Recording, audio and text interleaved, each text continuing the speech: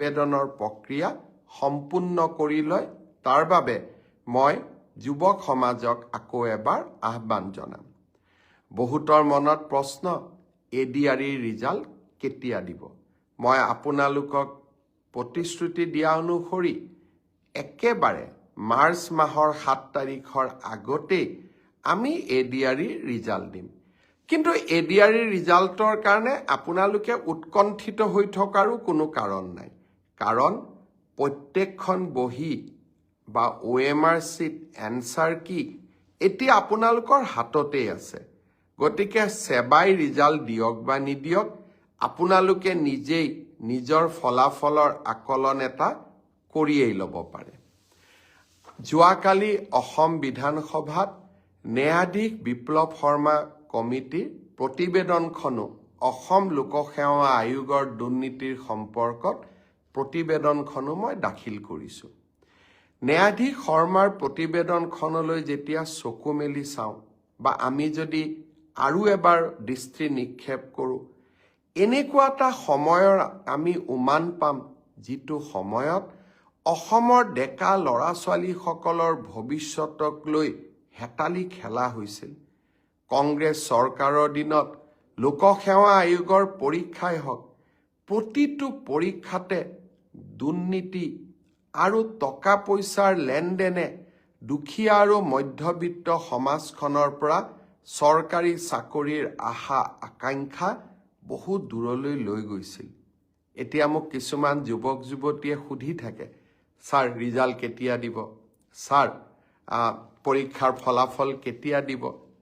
মই মনতে ভাবোঁ যে আজি যদি অসমত কংগ্ৰেছ চৰকাৰ থাকিলহেঁতেন, ৰাকেশ পালৰ দৰে APSCৰ চেয়াৰমেন থাকিলেহেঁতেন, কোন তাৰিখে এডিআৰি ৰিজাল্ট দিব, অসম পুলিচৰ কোনদিনা ৰিজাল্ট দিব, OMR চিট কেতিয়া দেখা পাম, এইবিলাকৰ উত্তৰ এটাই থাকিলহেঁতেন যে যিদিনাখনে আমাৰ টকা পইচাৰ লেনদেন সম্পূৰ্ণ হ'ব সিদিনাখনে আমি ৰিজাল্ট দিম। এইটোৱে কংগ্ৰেছ চৰকাৰ যদি অসমত থাকিলেহেঁতেন, আজি সকলোৱে এই এটাই উত্তৰ লাভ কৰিলেহেঁতেন। আপোনালোকে যেতিয়া মোক প্ৰশ্ন কৰে, মই যিহেতু কংগ্ৰেছ চৰকাৰৰ দিনতো এই গোটেই পৰিৱেশবিলাক দেখা পাইছিলোঁ, মোৰ মাজে মাজে মনত হাঁহিও উঠে আৰু মাজে মাজে মই চিন্তাও কৰোঁ যে আজিও যদি অসমত কংগ্ৰেছ চৰকাৰ থাকিলেহেঁতেন এই প্ৰশ্নবোৰ কোনোবাই কৰিলেহেঁতেন। কিন্তু এই প্ৰশ্নবোৰৰ উত্তৰ দি মই ভাল পাওঁ, কাৰণ আপোনালোকৰ যিমানেই মই প্ৰশ্নৰ উত্তৰ দিব পাৰোঁ সিমানেই অসমৰ নতুন প্ৰজন্মৰ মাজত বিশ্বাস আহে যে আমি স্বচ্ছতাৰ মাজেৰে কাম কৰিছোঁ। যোৱা পৰহি দিনাখন লোকসেৱা আয়োগত এইবাৰৰ পৰীক্ষাত পাছ কৰা 200জন যুৱক যুৱতীক চৰকাৰী চাকৰিৰ নিযুক্তি পত্ৰ হাতত তুলি দি মই আকৌ এবাৰ প্ৰাপ্তিৰ আনন্দ অনুভৱ কৰিছিলোঁ।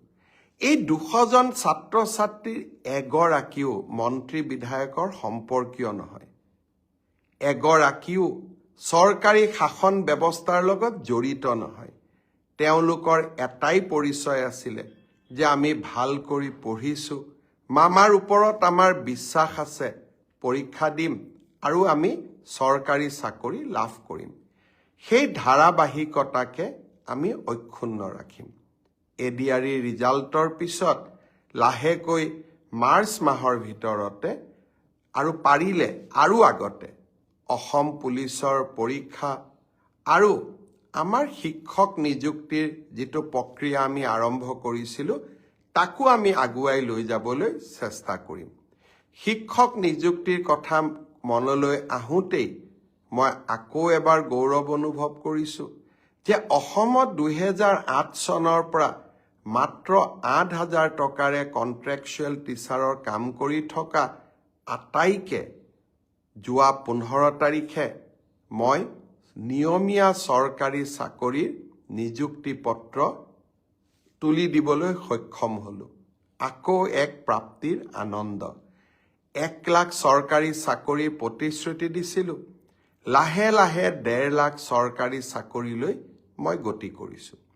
এডভান্টেজ অসম পাৰ হৈ যাওক, কোন পৰীক্ষাৰ কোনদিনাখন ৰিজাল্ট দিব মই ডেট আৰু সময় দুইটাই আপোনালোকক জনাম। এইকেইটা দিন এডভান্টেজ অসমক লৈ ব্যস্ত থাকিম আৰু অসমত উদ্যোগীকৰণৰ নতুন বাতাবৰণ এটা নিৰ্মাণ কৰিবলৈ চেষ্টা কৰিম। শ্ৰদ্ধাৰ ৰাইজ, এক আন্দোলন বিবৰ্জিত পৰিৱেশত আৰু হিংসাৰ